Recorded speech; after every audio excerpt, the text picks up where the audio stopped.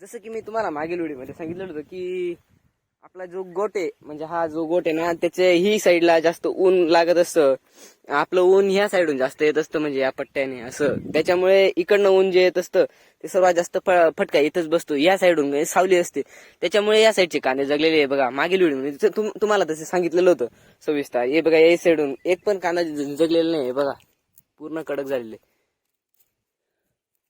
आता आपलं हे दुसरं पाणी फिरायला सुरुवात झालेली आहे आणि आपले कांदे एकच नंबर झालेले. म्हणजे आता वरती यायला सुरुवात झाली. पहिली पात मरून चाललेली म्हणजे पहिली पात मरतेच ते सहसाची आणि आपले सर्व कांदे वरती उभे राहायला सुरुवात केलेली आहे बघा. जसं की तुम्ही बघू शकता की आपलं हे दुसरं पाणी भरणं चालू आहे. म्हणजे त्याला म्हणता आमच्याकडे आम्ही आमोनी म्हणता. आमच्याकडे तुमच्याकडे काय म्हणत असतील कमेंटमध्ये नक्की सांगा. आणि आमच्याकडे आमोनी म्हणतात. आणि आमचे जे शेवटचे कांदे लावायची बाकी होती म्हणजे आता शेवटच्या दिवशी म्हणजे चौथ्या दिवशी तर काही आलेले नव्हते माणसं.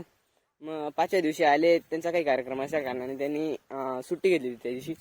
आता ज्या दिवशी ते आले त्या दिवशी नेमकं मी कॉलेजला गेलो होतो, त्याच्यामुळे तुम्हाला अर्धे व्हिडिओ पाठवू नाही शकलो.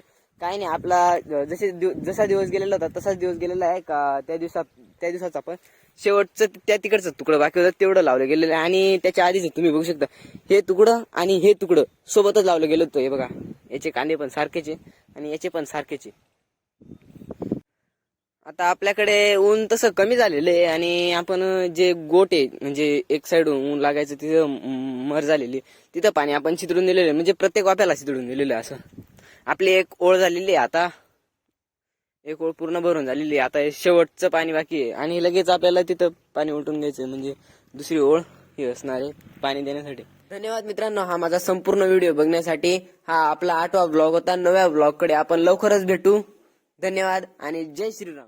आणि हा लाईक अँड सबस्क्राईब करायला तर अजिबात विसरू नका.